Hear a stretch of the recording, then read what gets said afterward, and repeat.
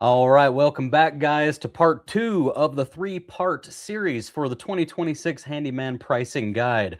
Part one was where you used my software to go in and figure out your overhead, your break-even, your profit, and ultimately to come up with an internal number that we're going to call our hourly rate, as long as we're all on the same page that the intent is not to charge hourly. The intent is only to understand what value we need to be providing to ourselves and our company on a per-hour basis while we're out on the job with tools in hand. So we came up with that hourly rate.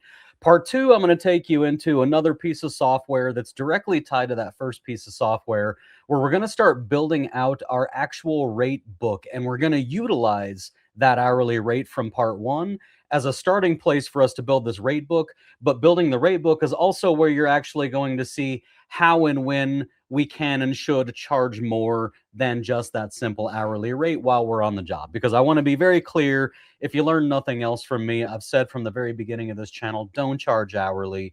It just never, ever makes sense to charge hourly. The only goal you're going to solve by charging hourly is to remove from yourself the burden of needing to understand the value of what you do. So if you don't want to understand the value of what you do, just charge hourly. But if you do want to understand it, and if you want to provide yourself with a return value for the time that you invest into your clients, if you want to do that, this is where you come to do that. So let me go ahead and bring up the software over here.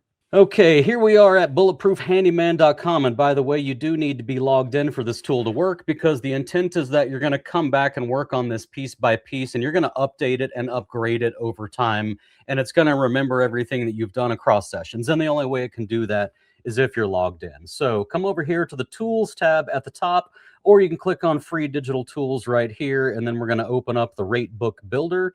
As you can see, it's already pre-populated with my hourly rate, because I went and I did the hourly rate in the hourly rate calculator. It automatically pre-populates that into my rate book. So inside your rate book, this block I actually just need to fully get rid of. That should not be there. That's an artifact from building the site. What you should see here is labor, materials, equipment rental, office, teleconference, and travel and hauling. All we're going to work on today for building out our rate book is going to be the labor section. This is the most important thing that we're doing. All these other ones we'll touch on more in the future with future videos. So you're going to click into labor here. And inside labor, as you can see, you're going to see all different main categories of labor: cabinets, flooring, fixtures, HVAC, masonry, landscaping, etc. So let's come over here and click on doors. And underneath doors, it breaks it down into further subcategories, such as interior, miscellaneous, and exterior. So let's click on exterior. Inside exterior, we've got standard slab, sliding glass, sliding screen, hinge screen, security, storm, garage, and French. These are all the different types of exterior doors you're going to run into. How about we do a standard slab? Oh, look at that. So for a standard slab exterior door, and by the way, look right here, you'll see this says labor, doors, exterior standard slab. So what you're creating is a hierarchy so that you can actually know and label every single thing you do. If you don't have systems, you don't have a business, you just have a job. Systems are what turns a job into a business, so that you can insert other people and other systems into your systems and have them go make money for you. So from inside here, now that we know we're in labor, doors, exterior, standard slab, these are all the things we can do. So maybe when we want to adjust to latch and lock smoothly. Now, finally, this isn't broken down into any further categories. This is going to be our final end category here. So we want to populate. There's a button right here, populate as final category. And then once you're inside here to populate it as the final category, this is the spot that I want to point out that you want to start taking your time on and making sure that you put all the information in here that you can every chance you get. So the description is going to be, whatever you type in here is going to be the description that your client's going to see on your quotes and on your invoices. So type your very specific description into here in the way that you want your clients to read it, because what's going to happen is you're going to be in your jobber account, you're going to be adding a new line item, you're just going to add this line item, you're just going to click on it and add it and set a quantity, and you're not going to have to type everything out. It's already going to be typed out. So make sure that you have it typed out the way that you want it to stay permanently. So next we're going to move down to pricing. And with pricing, I want you to notice something. You can select per each, you can select per linear foot, you can add whatever you want. So maybe I'm going to do house painting and that's going to be per square foot. So I can actually come in here and type per square foot. And that doesn't exist as an item in this dropdown yet until I click this plus button here. Boom. Now we've added per square foot as a unit of measure. You just want to make sure that when you come up here to the description, start off your description with the words per square foot, comma, paint, blah, blah, blah, blah, blah. Just so that way, when you're adding it in your CRM and you're putting together your quote or your invoice, you're going to see that per square foot and you're going to go, okay, yeah. So when I come over here to unit quantity, I'm going to know that it's going to be quantity, 2000 for 2000 square feet, as opposed to quantity 1 for one house or one room or something. But anyway, so you put your description here. Over here, I'm going to change this back to per each. Now, here's the neat part, minutes to complete. So the way I want you to think of this, because the way this pricing is set up is we're trying to figure out what we're charging either to add this as an add-on to a job that we're already on, or at the very least to say just for the time that we spend actually on the job. We want to be billable on the job at the rate that we set before, because that's the number of hours we decided on before, was how many hours per week are we willing to spend billable on the job. So minutes to complete. Let's say that this to latch and lock smoothly, I'm going to say I always get these done in about 15 minutes or less. But you know what? Sometimes they may take 20 or 25 minutes, and I want to be safe with my pricing. So I'm going to come over here and I'm going to say, I'm going to have to go out to the van. I'm going to have to get the kit. I'm going to have to bring the kit up to the door. That's going to take a minute or two or whatever. Plus the 15 minutes, that puts me at 17. Let's maybe ballpark this at 21 minutes. So we're going to say 21 minutes. And what it's going to do is it's going to take that hourly rate from before that we pulled over here into this program, and it's going to multiply that hourly rate times the number of minutes that we just said we need to complete this. So now we have a final price of $35.43 that we should be charging every time we do this particular task, if we don't want to have to sit down and invent the price from scratch over and over again. However, let's say that you happen to know that with your property managers or your clients, or because of the nice neighborhood that you're working in, let's say that you happen to know that you can charge $45 each for these and everybody's still going to be happy. So in that case, you can turn on use override price and you can just say $45 and boom, now this final price has changed to $45. Come down here a little bit further and you've got your internal notes. Now, these are just notes for you to put onto this, that when I say they're internal, the whole point is these notes are just for you. They're not going to ever transfer over into your CRM and be made visible to any of your clients. They're just for you to use internally. Now, I've added some other features over here. So if you come up to the top and you click on attachments, under attachments, you're going to be able to do, and by the way, these are all combo boxes as well. You're going to be able to list the consumables that you need to use. So for example, if you need to use Loctite on some of the screws, maybe you're going to add Loctite to the screws on the doorknob. So you can add a consumable like Loctite for the doorknob. If you have kits that you've built, like I've built, you can come over here and you can build your kit, or you could choose your kit. Or if you haven't put the kit in here yet, you can go ahead and create the kit right now. Same thing with inventory. You can add your inventory items. And this is, like I said, a combo box. So anything that's not in any of these already, you can go add them on the spot. Same thing with disclaimers. There's no disclaimers. Let's just do an example on a disclaimer and just say example. That's fine. Create example. And now we have example as a disclaimer. The more you put this together, the more useful this is all going to be for you in the future. I'm not going to describe all of the uses, but if you'll start filling these out now, there's going to be more functionality that I'm adding in the future that's going to grab a lot of this for you and start making this into really, imagine just like a franchisable handyman business, except the franchise is free. You just receive a free handyman business franchise. All of this is going to be poured into something like that. So fill out as much as you can here. And then go ahead and click Save Line Item. Now you've saved this line item. So you click on Standard Slab and click on Adjust to Latch and Lock Smoothly, and boom, instead of Populate, it brings you up with the already populated spot here. Save line item again.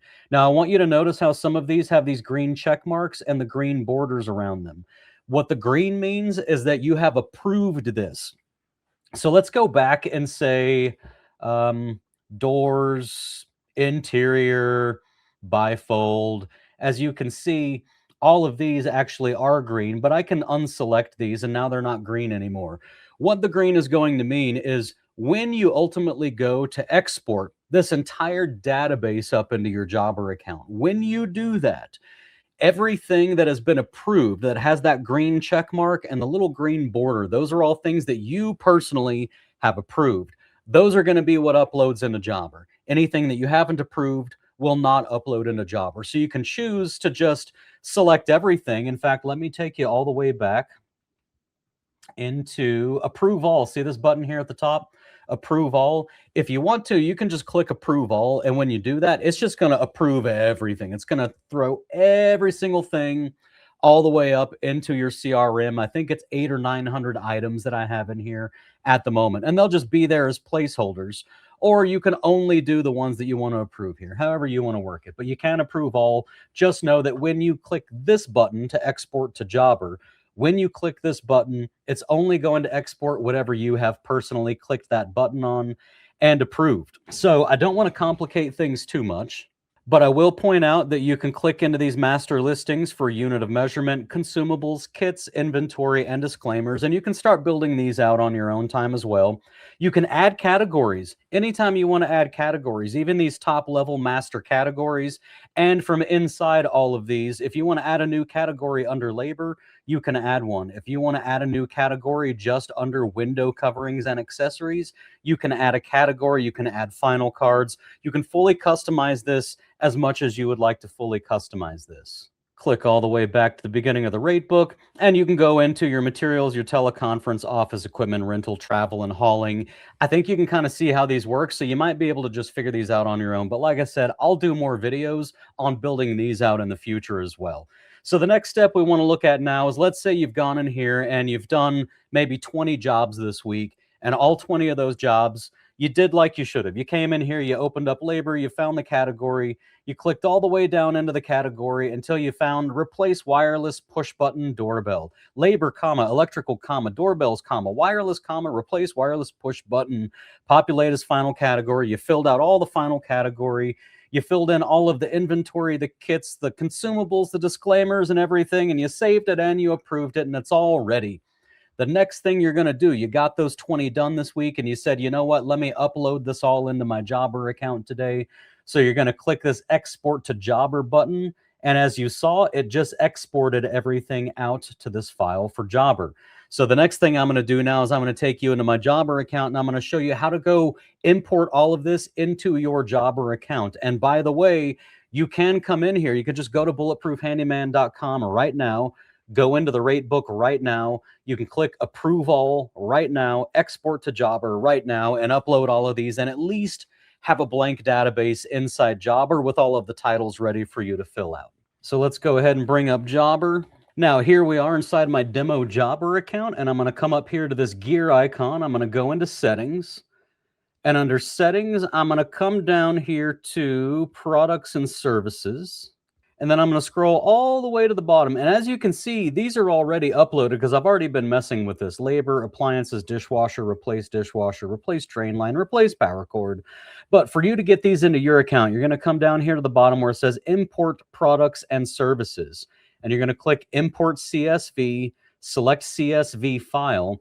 And now you'll be able to come over here to the file that we just now downloaded together when we said export to Jobber. Double click on that. It's going to upload, and you're going to click update products and services previously added in Jobber, yes or no. You're always going to click yes. You want to keep this nice and uniform just the way it is. So instead of adding a new one every time, you don't want to add 850 new ones every time you do this import. You just want to update everything. So you're going to click that, and you're going to say import data. And now it's going to actually, as you can see it going across the screen, it's just importing all these line items again. Now, most of them, there's no change to be made because they're just empty line items and nothing's changed. But the ones that I just made changes on, those are going to be updated in my personal Jobber account when I'm all said and done, including the pricing and everything.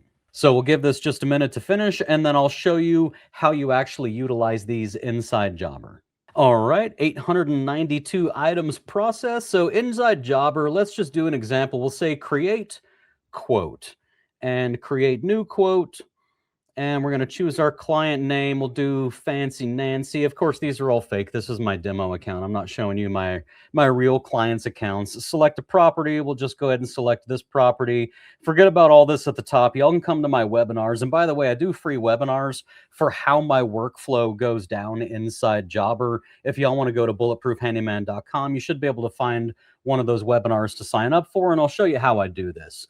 But what we want to do first thing right off the bat is we're going to say for this quote, our first line item, for me anyways, the way that I do things is going to be the trip fee. Oops, trip.